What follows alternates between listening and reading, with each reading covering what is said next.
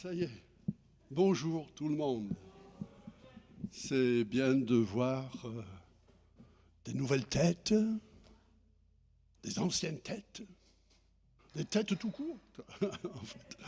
Et puis les gens qui reviennent, les gens qui nous visitent, c'est super. J'aime pas ces trucs-là, mais voilà. Bon. Ce matin, en fait, nous arrivons quasiment, mais pas tout à fait, à la fin de notre série sur l'évangile de Luc. Et nous sommes là devant la croix. Devant la croix, c'est ce point central de notre foi. Le pivot même où le monde est renversé. Satan est vaincu et le royaume de Dieu est établi. La croix est l'intersection, le point de rencontre entre la justice divine et la miséricorde de Dieu. Nous allons lire tout le chapitre, en fait, de Luc 23 sur la crucifixion. Voilà, merci.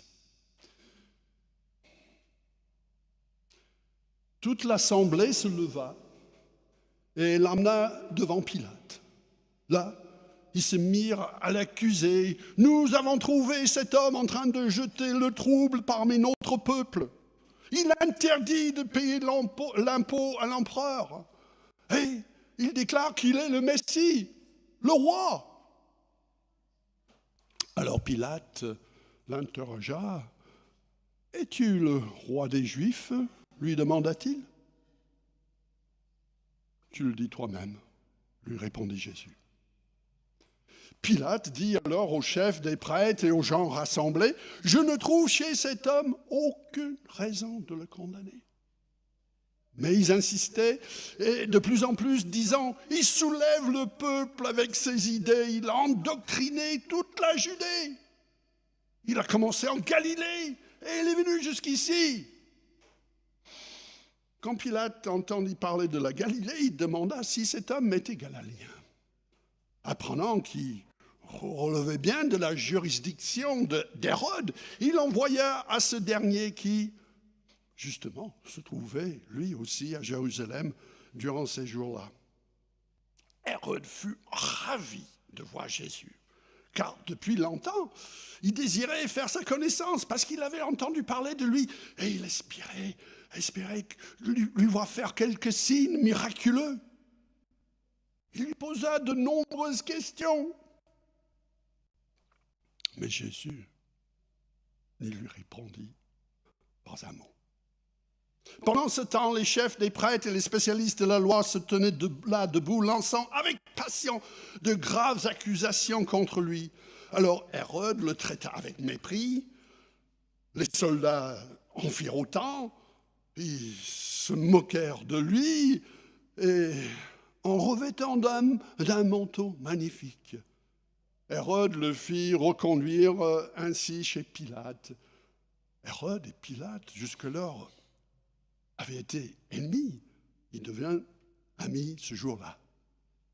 Pilate convoqua les chefs des prêtres et les dirigeants du peuple. Il leur dit, « Vous m'avez emmené cet homme en l'accusant d'égarer le peuple. Or, je l'ai interrogé moi-même devant vous et je l'ai trouvé coupable d'aucun des crimes dont vous l'accusez. Hérode non plus, d'ailleurs parce qu'il nous l'a envoyé. Cet homme n'a rien fait qui mérite la mort. Je vais donc lui faire donner le fouet et le relâcher. » À chaque fête, Pilate devait leur accorder la libération d'un prisonnier. Mais la foule entière s'est mise à crier « À mort! Relâche Barabbas !» Ce Barabbas avait été en prison pour une émeute qui avait eu lieu dans la ville et pour un meurtre. Mais Pilate, qui désirait relâcher Jésus, adressa de nouveau la parole à la foule qui s'est mis à crier « Crucifie-le, crucifie-le » Mais enfin, demandait-il pour la troisième fois, qu'a-t-il fait de mal? Je n'ai rien trouvé en lui, je n'ai trouvé en lui aucune raison de le condamner à mort. Je vais donc lui faire donner le fouet, puis le remettre en liberté. Mais il devint de plus en plus pressant et exigèrent à grands cris sa crucifixion. Finalement, leurs cris l'emportèrent. Pilate décida alors de satisfaire à leur demande. Il relâcha donc celui qui réclamait, celui qui avait été emprisonné pour une émeute et pour un meurtre. Et il leur livra Jésus pour qu'il fasse de lui ce qu'il voulait. Pendant qu'il l'emmenait, ils se saisirent d'un certain Simon de Cyrène qui revenait des champs et l'obligèrent à porter la croix derrière Jésus. Une foule de gens du peuple le suivait.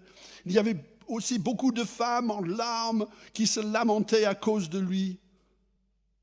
Se tournant vers elles, il leur dit « Femmes de Jérusalem, ne pleurez pas à cause de moi, pleurez plutôt à cause de vous-même et de vos enfants. Car sachez-le, des jours viennent où on dira « Heureuses les femmes qui ne peuvent pas avoir d'enfants et celles qui n'ont jamais eu et qui n'ont jamais allaité. » Alors, on se mettra à dire aux montagnes « Tombez sur nous » et aux collines « Recouvrez-nous » car si on traite ainsi le bois vert, qu'adviendrait-il du bois mort?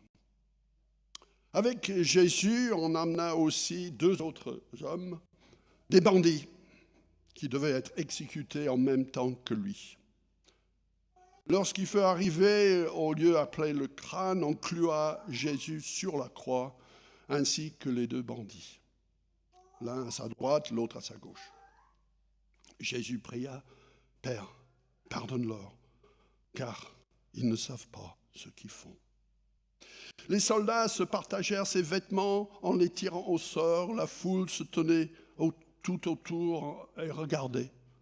Quant au chef du peuple, il ricanait en disant « Lui qui a sauvé les autres, qu'il se sauve donc lui-même, s'il est le Messie, l'élu de Dieu. » Les soldats aussi se moquaient de lui. Ils s'approchaient et lui présentaient du vinaigre en lui disant « Si tu es le roi des Juifs, sauve-toi toi-même !» Au-dessus de sa tête, il y avait un écriteau portant ces mots. Celui-ci est le roi des Juifs. Un des 2 criminels attachés à une croix l'insultait en disant « N'es-tu pas le Messie? Alors sauve-toi toi-même et nous avec !» Mais l'autre lui fit des reproches en disant « Tu n'as donc aucune crainte de Dieu, toi? Et pourtant, tu subis la même peine. Pour nous, ce n'est que justice. Nous payons pour ce que nous avons fait. Mais celui-là n'a rien fait de mal. » Puis il ajouta « Jésus, souviens-toi de moi quand tu viendras régner. » Et Jésus lui répondit « Vraiment, je t'assure, aujourd'hui même, tu seras avec moi dans le paradis. » Il était environ midi quand le pays tout entier fut plongé dans l'obscurité, et cela dura jusqu'à 3 heures de l'après-midi. Le soleil resta entièrement caché. Le grand rideau du temple se déchira par le milieu. Alors Jésus poussa un grand cri. « Père, je remets mon esprit entre tes mains. » Après avoir dit ces mots, il mourut. En voyant ce qui s'était passé, l'officier romain rendit gloire à Dieu en disant « Aucun doute, cet homme était juste. » Après avoir vu ce qui était arrivé, tout le peuple venu en foule pour assister à ces exécutions se retourna en se frappant la poitrine. Tous les amis de Jésus ainsi que les femmes qui l'avaient suivi depuis la Galilée se tenaient à distance pour voir ce qui se passait. Il y avait un homme nommé Joseph, un membre du Grand Conseil des Juifs. C'était un homme bon et droit, qui n'avait pas approuvé la décision ni les actes des autres membres du Grand Conseil.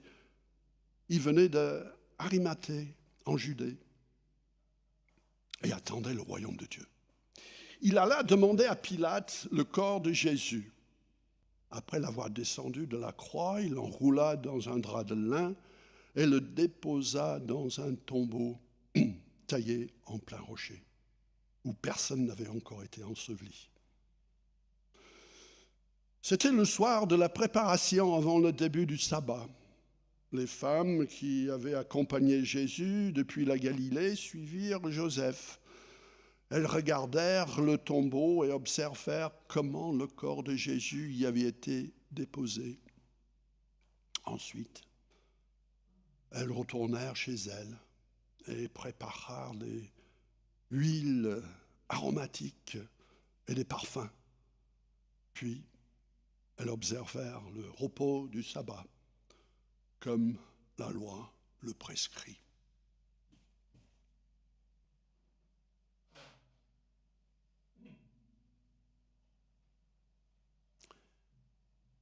L'historien on a un historien qui s'appelle Philippe ici, mais ce n'est pas le même. Patrick Boucheron, vous connaissez Patrick Boucheron, l'histoire fait date sur Arte, peut-être pas, mais bon. Il dit dans son livre du même titre, où il consacre un chapitre sur la crucifixion de Jésus. Incroyable, oui.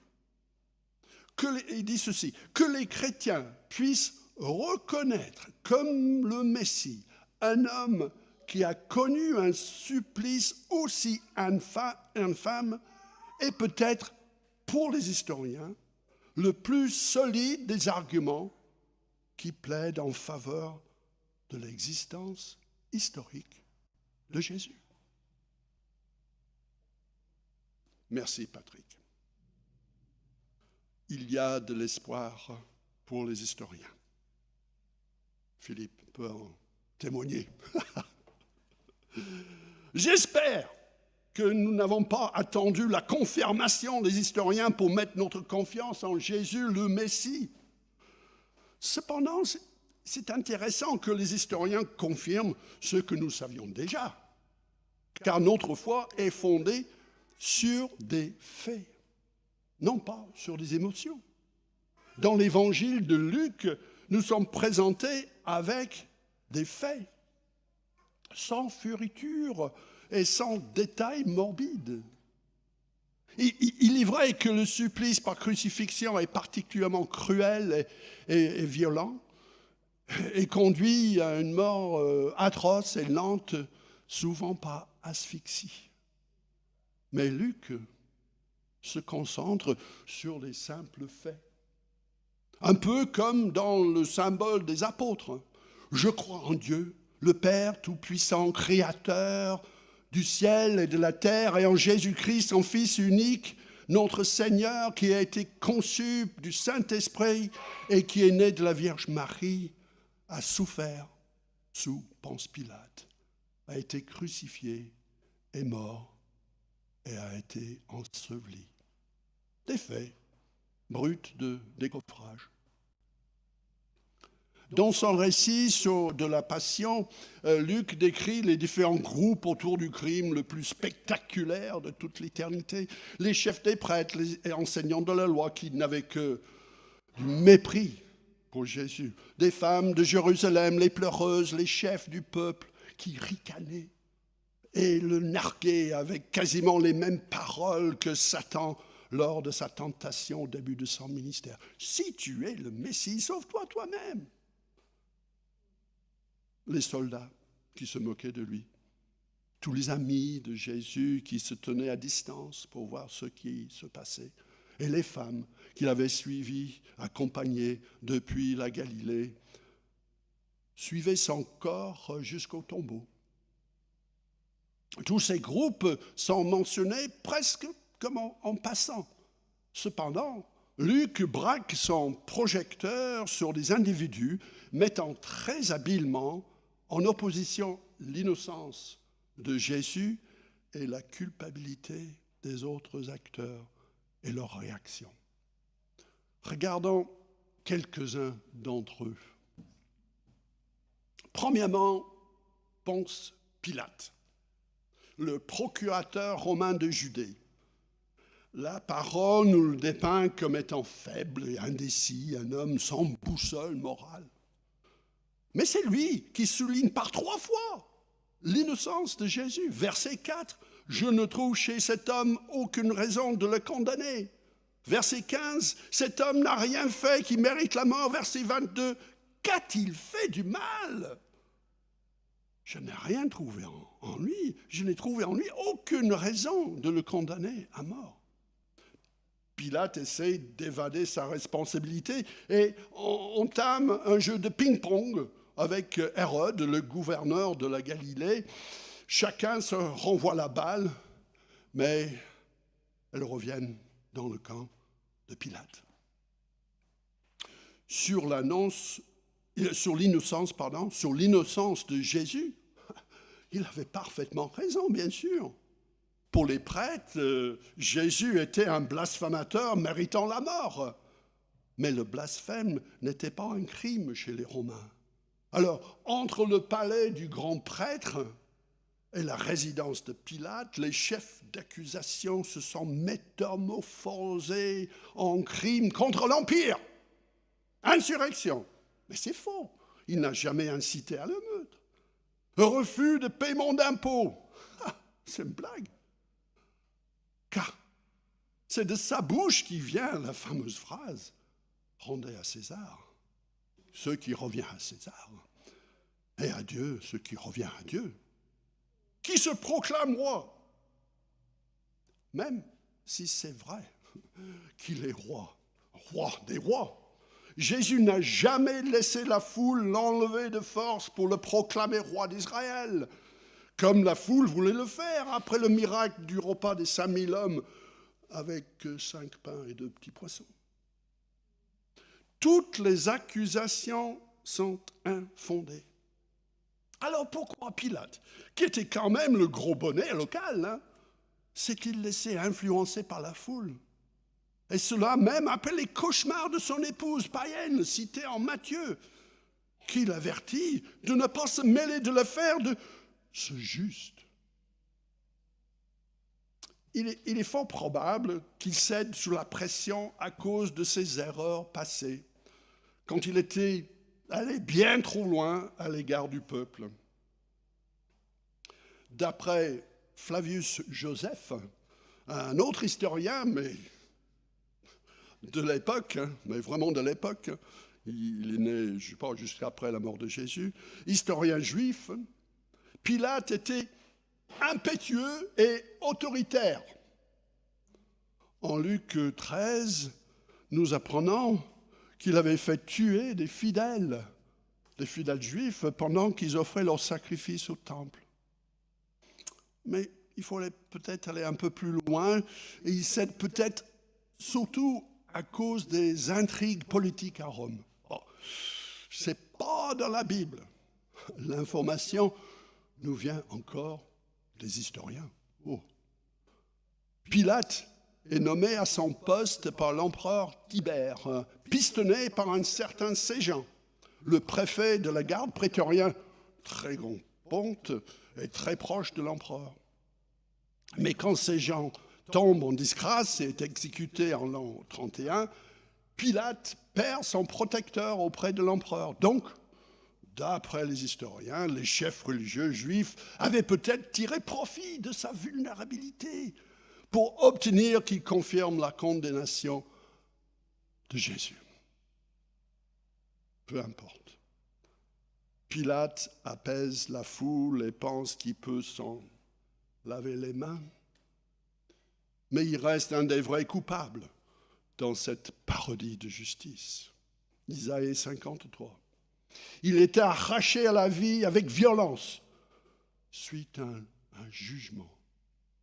Et qui, parmi les gens de sa génération, s'est soucié de son sort lorsqu'on l'a retranché du pays des vivants. Ensuite, nous avons Hérode. Il y a beaucoup d'Hérodes dans le Nouveau Testament. Je ne sais pas si vous l'avez remarqué. Mais tous aussi pourris les uns que les autres. Cette dynastie de dirigeants, des rois vassaux, nommés par Rome, descend d'Hérode le Grand, qui avait ordonné le massacre des enfants de Bethléem, visant à éliminer le Christ. Lui-même est descendu par son père, je crois, d'Ésaü, le frère jumeau de Jacob, le père des Édomites, un peuple maudit de Dieu. L'Hérode en question ici, dans notre passage, est un des 7 fils d'Hérode le Grand. C'est celui qui avait déjà fait assassiner Jean-Baptiste. Hérode était un hédoniste, un jouisseur qui attendait des performances de Jésus, comme s'il était un personnage de cirque. Jésus ne lui dit pas un mot. Alors nous non plus, nous ne perdons pas notre temps avec lui. Ésaïe 53 encore. Il était maltraité, il s'est humilié. Il n'a pas dit un mot, semblable à un agneau mené à l'abattoir. Ensuite, nous avons Simon de Cyrène. À l'époque, Cyrène était une ville romaine dans l'actuelle Libye, en Afrique du Nord. Il est impossible de l'affirmer, mais beaucoup pensent que Simon était noir.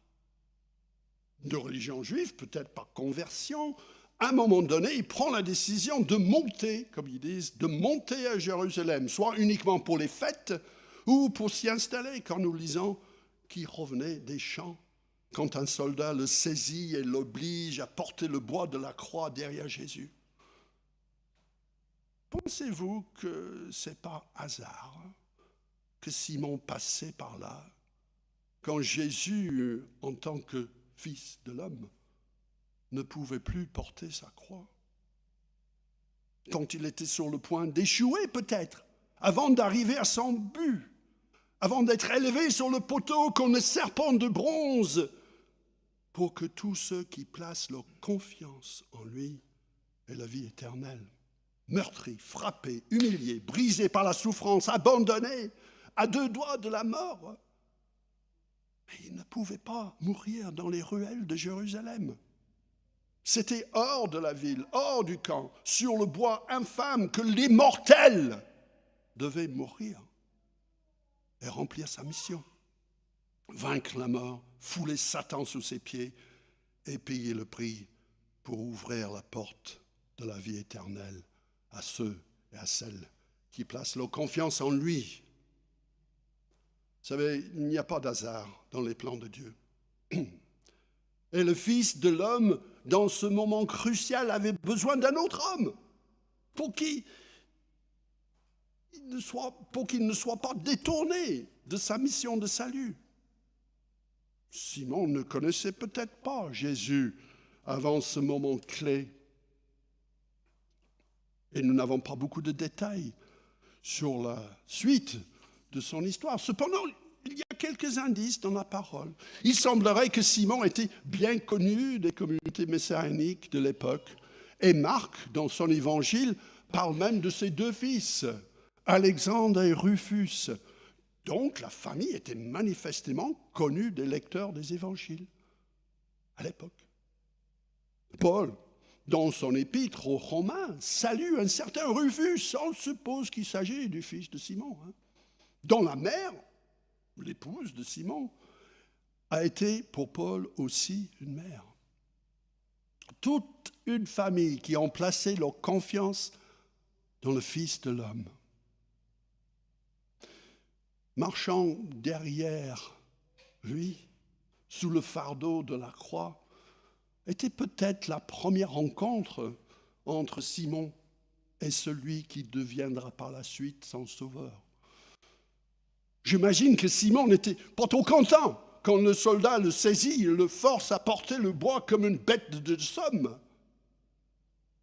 Mais à un moment donné, nous ne savons pas quand, l'Éternel lui ouvre les yeux et l'attire vers son fils.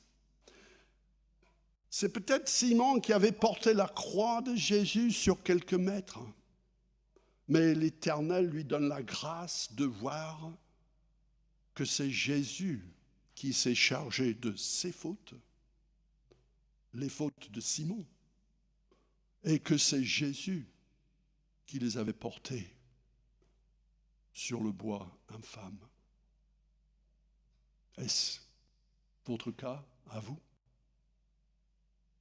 Ensuite, nous avons les deux criminels, les deux brigands. L'un n'avait que les insultes pour Jésus, comme beaucoup dans l'assistance de ce spectacle innommable. L'autre avait reçu la grâce de voir plus loin, à travers la croix, pour apercevoir la couronne, le royaume, de voir la vérité qu'effectivement, à côté de lui, sur le point de mourir, il y avait le roi dans la lignée de David, le roi des Juifs, mais pas seulement, le roi de tout l'univers. Il voyait un homme couronné d'épines, mais dans son esprit, il le voyait déjà couronné de gloire. Il voyait un homme nu, mais dans son esprit, il le voyait déjà vêtu de majesté. Ce criminel-là, était le seul à voir ce qui se passait en réalité. Ce n'était pas la fin tragique d'une amère désillusion, mais le début d'un règne éternel. Il savait que lui méritait la punition pour ses crimes, mais que Jésus n'avait rien fait de mal. Mais quelle foi! Mais quelle foi! Je pense à Pierre, quand Jésus pose la question à ses disciples, « Et vous, qui dites-vous que je suis ?» Pierre réplique, « Tu es le Messie, le Fils du Dieu vivant. » Et Jésus lui dit, « Ce n'est pas de toi-même que tu as trouvé cela. C'est mon Père céleste qui t'a révélé. » Le criminel à côté de Jésus, dans les derniers moments de sa vie, disait « Moi, je suis coupable, mais lui est innocent. Moi, je mérite la mort, mais lui mérite la couronne du royaume. » Une telle révélation ne peut venir que du Père céleste. Le criminel regardait un homme sur le point de mourir et disait « Ton royaume t'attend. Est-ce qu'il y aura une place pour moi, même si je ne le mérite pas? » La réponse de Jésus était de la joie qui lui était réservée. Il endure la mort sur la croix, il méprise la honte attachée à un tel supplice pour siéger à la droite du trône de Dieu. Et il dit aux repentis, aujourd'hui même, tu vas marcher avec moi dans mon jardin d'Éden, dans mon paradis. Pour paraphraser Paul en Colossiens, le criminel repenti fut délivré de la puissance des ténèbres et transporté dans le royaume du Fils bien-aimé. Les deux criminels représentent les choix de chacun d'entre nous devant la croix. C'est le choix ultime, mes amis. Dieu le Père nous attire, mais à nous de choisir de suivre Jésus ou de suivre notre propre chemin. L'un même à la vie éternelle et l'autre à la perdition. Cependant, la conversion du criminel sur la croix est plutôt une exception. Elle n'est pas particulièrement un modèle à suivre, dans le sens que la conversion sur notre lit de mort est possible, mais pourquoi attendre? Hébreux 3 nous dit, comme dit l'Esprit Saint, aujourd'hui, si vous entendez la voix de Dieu, Ne vous endurcissez pas, comme ont fait vos ancêtres, ou comme a fait le premier criminel sur la croix à côté de Jésus. Et là, on vient à l'officier romain. Il avait la responsabilité pour l'organisation de l'exécution des 3 criminels. Il en a certainement vu d'autres. La crucifixion était le supplice de choix pour les Romains. En plus, ce jour-là, il y avait la foule. Donc l'officier devait rester sur place pour assurer l'ordre public et être témoin de la mort des 3 hommes. Cependant, il ne se joint pas aux moqueries de ses troupes. Il a vécu des heures de ténèbres en plein jour. D'autres récits parlent de tremblements de terre. Il a entendu les dernières paroles de Jésus. « Père, je remets mon esprit entre tes mains. » À 3 heures de l'après-midi, l'heure à laquelle les agneaux sont sacrifiés pour la fête de la Pâque juive, l'agneau de Dieu qui ôte le péché du monde remet son esprit entre les mains de son Père. C'est bien Jésus qui décide de donner sa vie à ce moment précis. En Jean 10, nous lisons, il affirme, « Personne, mais personne ne me ôte la vie, mais je la donne de moi-même. J'ai le pouvoir de la donner et j'ai le pouvoir de la reprendre. Tel est l'ordre que j'ai reçu de mon Père, l'ordre que j'ai reçu de mon Père. » Ordre accompli. En voyant tout ça, l'officier arrive à une conclusion radicale qui lui a certainement bouleversé sa vie. Il rend gloire à Dieu. Ce païen, il rend gloire à Dieu en disant « aucun doute, pas le moindre doute ». Cet homme était juste. Dans l'évangile de Matthieu, il ajoute « assurément, cet homme était le Fils de Dieu ». C'était le premier non-juif à voir la vérité. Il me fait penser à l'autre officier romain qui avait un esclave malade, vous vous souvenez? Il fait appel à Jésus, mais se jugeant indigne de le recevoir chez lui, il dit à Jésus, « Tu n'as que dire le mot.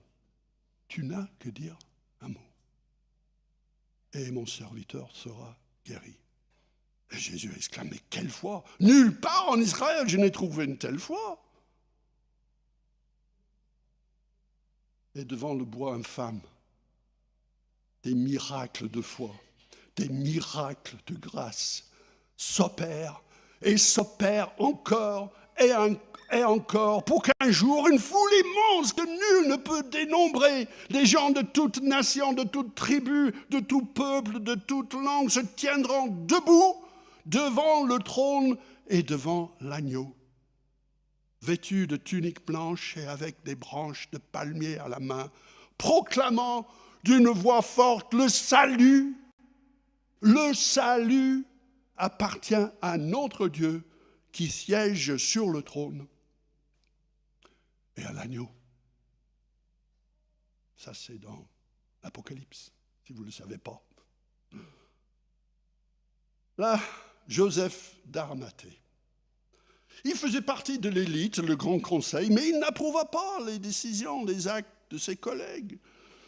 Tout comme son ami Nicodème, il était un croyant de l'ombre, en fait. Et comme de nombreux chrétiens aujourd'hui, dans les pays où ils sont forcés à vivre leur foi, en silence et avec la crainte d'être découverts. Mais là, Jésus est mort. Et Joseph a suffisamment d'influence pour aller voir Pilate directement et réclamer le dépouille. Au diable, le grand conseil.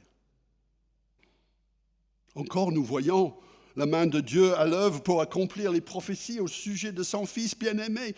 Si Joseph, je ne sais pas si vous savez ça, mais si Joseph n'avait pas réclamé le corps du Seigneur, son dépouille, selon l'habitude de l'époque, sera simplement jeté dans la fosse commune réservé aux criminels de la décharge publique, la GN, vallée étroite et profonde au sud de la ville.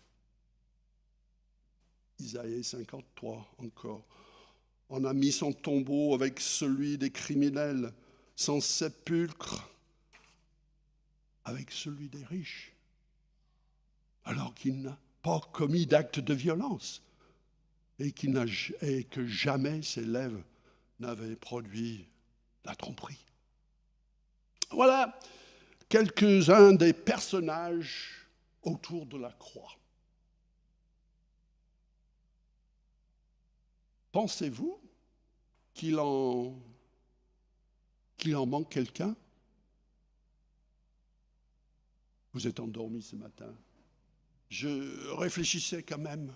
Pensez-vous qu'il en manque quelqu'un d'important quand même? Celui qui raconte? Non, c'est pas Luc. Luc n'était pas là. Non, c'est pas ça, de toute façon. Merci Myriam, mais c'est pas ça. Quelqu'un d'autre?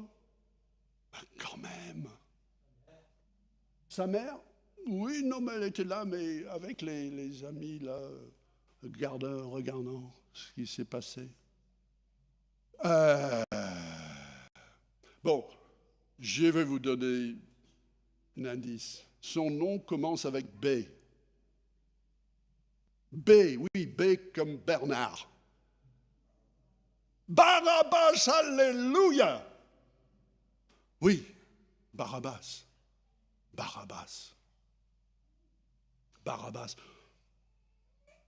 Autant que Jésus était innocent, Barabbas était coupable. Dans son récit, Luc souligne l'innocence de Jésus. Et avec Pilate, nous crions, mais qu'a-t-il fait de mal? Nous trouvons en lui aucune raison de le condamner à mort. Mais par contre, Barabbas, le rebelle, le meurtrier, mérite bien sa condamnation. Et cependant, c'est lui qui est relâché et profite d'une nouvelle vie. Et Jésus meurt à sa place. Sur la croix. Cela ne vous dit rien? Romains 5. Alors que nous étions encore des pécheurs, Christ est mort pour nous. Romains 3. Quand tous ont péché et sont privés de la gloire de Dieu. Tout le monde a péché. Pas juste quelques-uns, même pas beaucoup d'entre nous. Mais nous avons tous péché et sont privés de la gloire de Dieu. Un prédicateur écrit, nous sommes tous des Barabbas.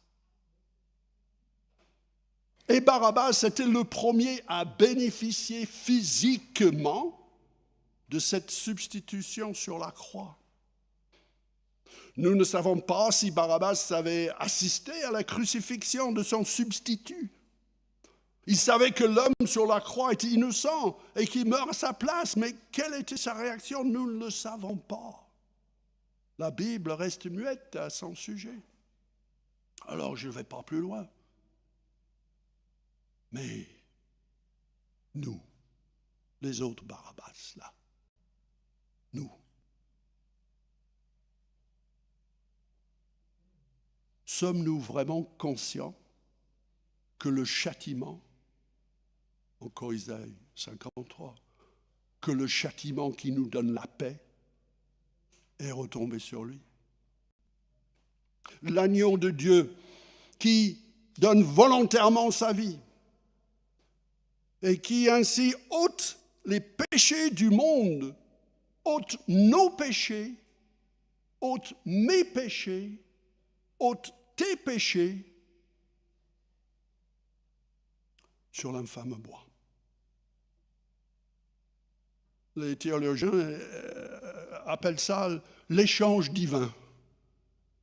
C'est le plus grand échange de toute l'histoire de la terre. et qui est le cœur même de la bonne nouvelle de Dieu. 2 Corinthiens chapitre 5, celui qui n'a point connu le péché, il a fait devenir péché pour nous, afin que nous devenions en lui justice de Dieu. Dieu dépose nos péchés sur Christ et les punit en lui. En contrepartie, Dieu porte à notre crédit cette justice que nous ne méritions pas, mais dont nous avons tant besoin. Notre péché sur Christ, sa justice sur nous. L'échange divin. Il mourut pour nous montrer l'énormité de notre péché. Il n'y a pas de petits péchés. Tous les péchés sont énormes devant Dieu. Il meurt pour montrer l'énormité de notre péché. Il mourut pour nous pardonner l'énormité de notre péché. L'infâme bois n'est pas seulement le lieu du supplice de notre Sauveur, mais à travers lui, la croix devient le lieu de cet échange divin. Au début, j'ai dit que la croix est l'intersection, le point de rencontre de la justice divine et de la miséricorde de Dieu. Que peut être notre réponse à ça ce matin? Moi, je suis peut-être mon âge, je ne sais pas. J'aime des cantiques d'autrefois. Il y a un cantique, un vieux cantique. On va l'afficher là, s'il vous plaît, premier couplet. Toi qui, j'espère qu'on va la trouver. Oui, c'est bon? Ah. Toi, on ne va pas le chanter. Je vais simplement dire les paroles. Et puis on va passer un moment en méditation, en silence, devant ces paroles. Toi qui, sur le bois infâme, as voulu mourir pour moi, voici mon corps et mon âme. Le monde en vain les réclame. Mon Sauveur, ils sont à toi. Mon Sauveur, ils sont à toi.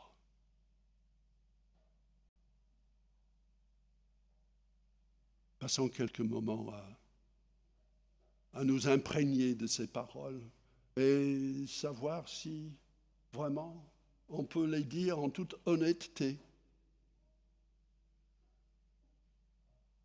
en toute réalité, en toute sincérité. Amen.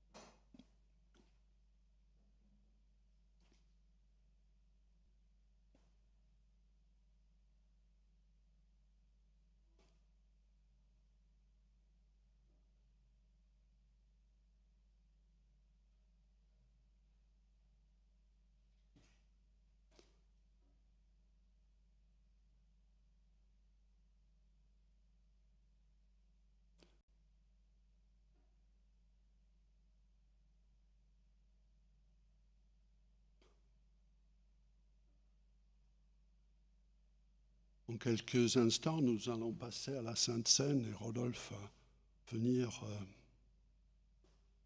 pour officier à cette chose.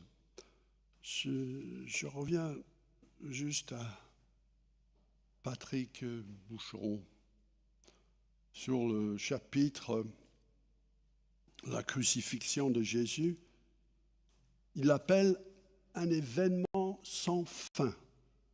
Tiens, quand j'ai lu ça, j'ai dit, mais tiens, c'est bizarre. Il faut aller plus loin pour voir. Il dit, mais c'est un événement sans fin, ou plutôt la croyance en un événement sans fin qu'on rejoue tous les dimanches. J'ai beaucoup de respect pour lui, et j'aime bien ses éclairages sur l'histoire. Mais là, je ne suis pas d'accord. Je ne suis pas d'accord. La crucifixion de Jésus n'est pas un événement sans fin. Je veux offenser personne ce matin, mais pour nos amis catholiques, on peut l'interpréter comme tel, car dans l'Eucharistie, au son d'une clochette, le prêtre élève le pain qui est, selon leur tradition, transformé en le corps de Christ.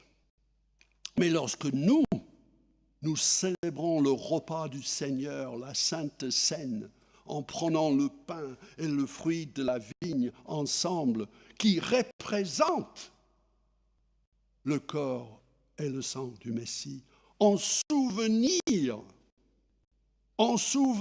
de Jésus. C'est une commémoration de ce qu'il a fait pour nous sur la croix, où par son sacrifice parfait, il ouvre la porte vers la vie éternelle pour ceux et celles qui mettent leur confiance en lui. Comme dit l'auteur de l'Épître aux Hébreux, la purification du péché est possible grâce au sacrifice de son propre corps que Jésus-Christ a offert une fois pour toutes. On ne rejoue pas tous les dimanches. Son sacrifice unique casse le cycle infernal des mêmes sacrifices offerts à l'époque chaque jour, mais ne pouvant jamais ôter les péchés. Christ, lui, a offert un sacrifice unique pour les péchés et valable pour toujours. Et il s'est assis à la droite du Père. Par une offrande unique, en effet, il a rendu parfait pour toujours ceux qui purifient du péché. Notre mémorial commémore cette offrande unique. Et cela n'est pas un événement sans fin. Car ce qu'on fait là prendra fin au retour de notre Sauveur. Amen.